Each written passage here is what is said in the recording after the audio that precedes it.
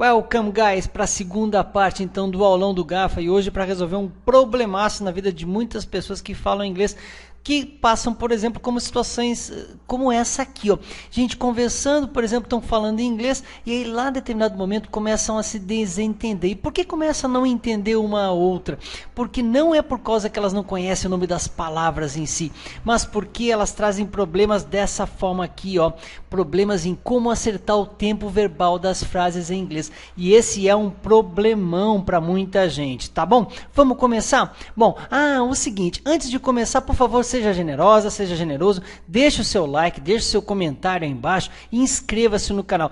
Mas se eu não gostar do vídeo agora, se você não gostar do vídeo, no final você tira o seu like. Se você não gostar do vídeo, você se desinscreve do canal. É só clicar nesse botãozinho vermelhinho que fica aqui embaixo à esquerda do seu vídeo, tá? Você não tem ideia de como isso é importante para mim, de como eu fico feliz em saber que eu posso ajudar você, ok? Muitíssimo obrigado, tá bom?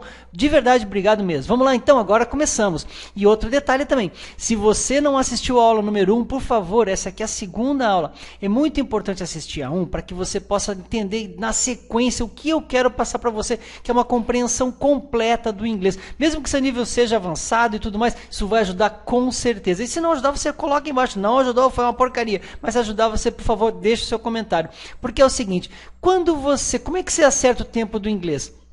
Tá? Quando você tem que ter o pensamento do seguinte, eu quero dizer uma coisa. Que coisa é essa? A coisa que eu vou dizer é o que eu sou ou como eu estou. Veja que não estamos falando em futuro, passado, não, nada do tipo, tá? Sem frescura. Isso vai ficar lá para o quarto vídeo, a gente vai explicar um pouco melhor essa coisa toda. Mas agora eu quero que você tenha uma consciência de como usar o tempo verbal. Então, por exemplo, aqui vem, frases no afirmativo em que eu vou dizer, por exemplo, eu sou brasileiro, I am Brazilian. Tudo bem? E se eu vou dizer, se você quiser dizer alguma coisa, você vai dizer you are okay. You are okay. Veja que a gente está falando então que eu sou brasileiro e que você está ok. Tá certo? Agora, se eu quiser dizer isso de forma negativa, eu vou simplesmente fazer o quê? Eu vou dizer I'm not Brazilian or you're not okay.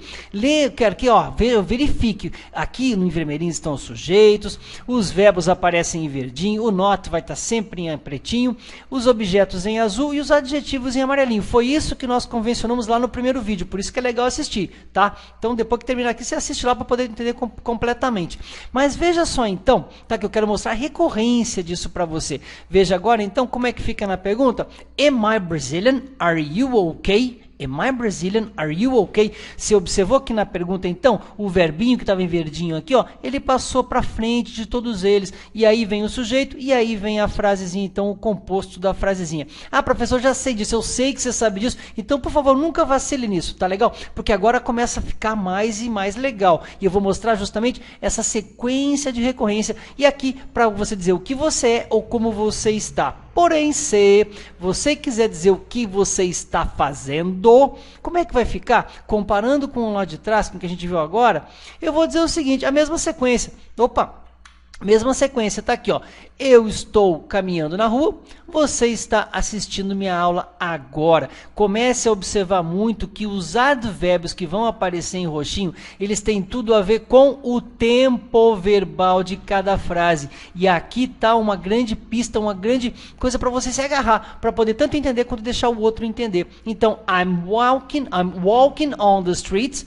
You are watching my class now. Eu estou caminhando na rua e você está assistindo minha aula agora, tá bom? Se fosse a frase negativa, seria o quê? Simplesmente igual à afirmativa, apenas incluindo o not, certo? Quando? Depois do verbo auxiliar, que está aparecendo aqui em azulzinho, e antes, claro, do verbo principal, que é o verbo que dá informação para a frase. Então, I'm not walking on the streets, you're not watching my class now. E para fechar, então, a pergunta, am I walking on the streets? Are you watching my class now? O que aconteceu? Aconteceu que a pergunta nunca começa com o sujeito, vem o verbo principal para a primeira casinha aqui, a primeira partezinha, e aí então o sujeito aparece e vem os verbos, então. E outra coisa, observa que esse ing aqui, ele é exatamente igual ao NDO neste contexto, tá bom? Então a tradução é literal. E outra coisa sobre o ing, walking, watching.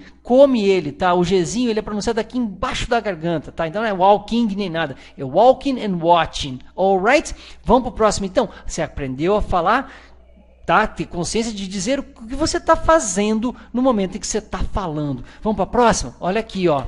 O que você faz? O que você faz? Aqui começa um pouco mais de rebuscar um pouquinho em inglês. Deixa eu dar só um recado rapidinho. Se você está assistindo esse vídeo é porque ainda há vagas para estudar comigo. Se você precisa, ou se você quer, ou se gostaria. Então acesse o meu site aqui. Lá você consegue falar comigo imediatamente após essa aula. E eu explico tudo para você, caso você queira falar inglês comigo e aprender comigo, estudar comigo. Tá bom? Obrigado. Vamos lá adiante então. Ó. Quando você quer dizer o que você faz, você vai colocar da seguinte forma, ó, I run in the park every day. I run in the park every day.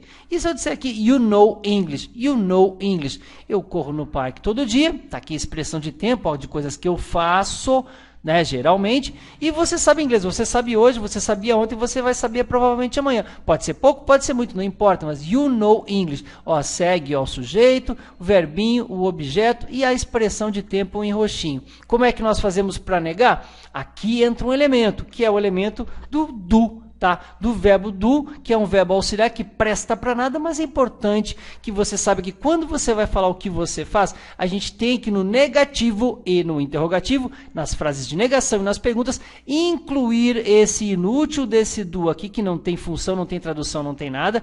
Ele só serve para dizer, ó, bom, eu coloquei o do aqui, vou negar, então eu coloco not depois dele. Sempre aquele jogo, observa aqui, ó, recorrência, ó, um auxiliar, o not e o run. Isso já aconteceu ali no slide anterior, tá? Então, é aqui a mesma coisa, ó, o sujeito, o auxiliar, o not e o verbo principal. I do not run in the park every day, you do not know English, ok? Ou seja, eu não corro no parque e você não sabe inglês, alright? E na pergunta... Ó, mesma coisa, nunca a frase na pergunta começa com sujeito. Veio para cá o auxiliarzinho do, que presta para nada, certo? E aí vem então o sujeito, o verbo e o complemento da frase. Do I run in the park every day? Do you teach English or do you know English? Certo? Bom, a frase então, para a gente dizer o que nós fazemos. Trocando agora então a nossa consciência sobre o tempo, vem aqui, ó, o que você era e como você estava em determinado momento do passado. Veja, claro que a gente está falando do passado, né? Então os exemplos, ó, eu era um jornalista em 1998. I was a journalist in 1998. E se você estava cansado ontem, eu vou dizer, você estava cansado ontem. You were tired yesterday. Cuidado para a pronúncia de was, were. I was, you were. Beleza? Tá aqui então um adjetivozinho, dizer que você estava cansado ontem. Olha a expressão de tempo aqui, ó, que é a nossa bengalinha para lembrar que a gente está falando do passado. Alright? Agora então passamos para fazer a negação, e aí eu digo o quê? I was not a journalist in 1998 and you were not tired yesterday. Ou seja, eu não era jornalista em 98 e você não estava cansado ontem. Observa somente a inclusão da partículazinha not, pronto, depois do verbo. Alright? E para perguntar a mesma coisa, ó, nada demais. Na pergunta nunca começa com o sujeito, começou com o verbinho auxiliar. Was I a journalist in 1998? Were you tired yesterday? Expressões do tempo falando muito, ajudando muito a gente a dizer o que a gente era ou como a gente estava. Observa que eu estou mostrando, estou falando até rápido, que é para mostrar a recorrência, como as coisas se repetem. Para isso você tem que ter essa consciência para nunca se complicar, nunca mais. Deu para isso, tá bom? Agora, se eu quiser dizer o que você estava fazendo, ou se você quiser dizer o que você estava fazendo, saca a sua pista. Como é que fica? Bom, eu estava falando com você na noite passada. I was talking to you last night. E se você quiser dizer que você estava dançando 2 dias atrás, you were dancing 2 days ago. Você estava dançando 2 dias atrás. Olha a expressão de tempo aqui ajudando, certo? E agora na negação, I was not talking to you last night. You were not dancing 2 days ago. E na pergunta, aquela velha história, was I talking to you last night? Were you dancing 2 days ago? Lembrando, pergunta nunca começa com o sujeito, tá bom? Essas são as frescuras do inglês, mas tem só mais um pouquinhozinho. E agora a gente vai falar do que você fez. Lembra, o que você faz teve um acréscimo lá de um verbinho do, e o que você fez vai ter também uma surpresa. Mas veja bem, aqui o verbo do que você fez tem que cair para o passado, ele tem que ter uma forminha de passado. Então, como o verbo viajar é um verbo que é regular, eu vou terminar com ele em ed. Por isso, I traveled to Miami in 2016. E se eu disser que você comeu pizza ontem, you ate pizza last night. O verbo travel recebeu o ed porque está no passado, e o verbo eat transformou-se para ate porque está no passado, e essa é uma frase afirmativa. Novamente, olha as expressões de tempo reafirmando o que a gente fez e quando a gente fez, certo? Agora vamos então para para negação. E aqui, ó, ao invés de do, vai entrar um did, certo? Vai entrar um did para quê? Para simplesmente dizer que, ó, essa frase aqui é uma frase negativa. Do lado dele, que é um verbo auxiliar, vem o not coladinho nele. E aí o verbo da informação. E observa aqui, ó, se aqui na afirmação o verbo terminou em ed, aqui ele não termina em ed, por quê? Porque eu tenho um auxiliar e tenho um principal. Quando tem num escritório, por exemplo, um principal e um auxiliar, ou um chefe e um auxiliar de escritório, por exemplo, quem mais trabalha é o auxiliar e o chefe fica na dele aqui. Então não vai mexer com ele. Então não tem que botar ed aqui nenhum. I did not travel to Miami in 2016. You did not eat pizza last night. Veja como os verbos voltaram para sua forma normal. Por que mesmo? Porque eu usei esse inútil did aqui, que me ajuda para dizer que a frase está no passado e que é negativa. Da mesma forma, quando eu faço pergunta, começa com auxiliar did, que não tem tradução nenhuma, ele não tem função qualquer, simplesmente ele está aqui para dizer, ó, isso aqui é uma frase interrogativa, tá? E as frases interrogativas nunca começam com o sujeito, tá aqui então os sujeitos, e aqui segue a vida normal. Did I travel to Miami in 2016? Did you eat pizza last night? Ok? Agora a gente vai dar um salto para falar do que você fará. Claro que no futuro. Observa aqui, ó. Veja, literalmente o que você fará. Então aqui eu vou ter que usar um outro auxiliar, que é o verbo will, que fica imediatamente do lado do verbo principal. Tá? Aqui eu tenho que usar ele, embora seja a frase afirmativa, diferente do que a gente viu há pouquinho. Então, quando eu digo I will buy a new car pretty soon, eu digo que eu comprarei um carro novo logo, logo. Está aqui o advérbio reforçando a ideia de futuro. E se eu disser, you will travel to New York someday, eu estou dizendo que você viajará para Nova York algum dia. Observa aqui que eu estou falando de coisas no futuro sem dizer exatamente quando. Tá? Porque eu estou falando do meu desejo apenas. Tá? Já para comparar com o que vem no próximo slide. Na negação, vai ficar como? Eu simplesmente pego o verbo auxiliar, coloco um not do ladinho dele, como a gente fez até agora, do not, did not, certo? Para dizer que eu não comprarei um carro novo logo logo e que você não viajará para Nova York algum dia. Tudo bem? E para fazer a pergunta, mesma história, tá vendo? Como se repete tudo? Olha aqui, ó, eu vou começar com o auxiliarzinho, vem o sujeito, o verbo principal e a frase continua na dela. Will I buy a new car pretty soon? Will you go to New York someday? Tá claro? Estou dizendo que você fará, porque agora eu vou te mostrar para dizer como você vai fazer alguma coisa, literalmente. E olha como muda bastante. Aqui eu vou dizer, eu estou indo para, eu vou estar free, eu vou estar livre hoje à noite. I'm going to be free tonight.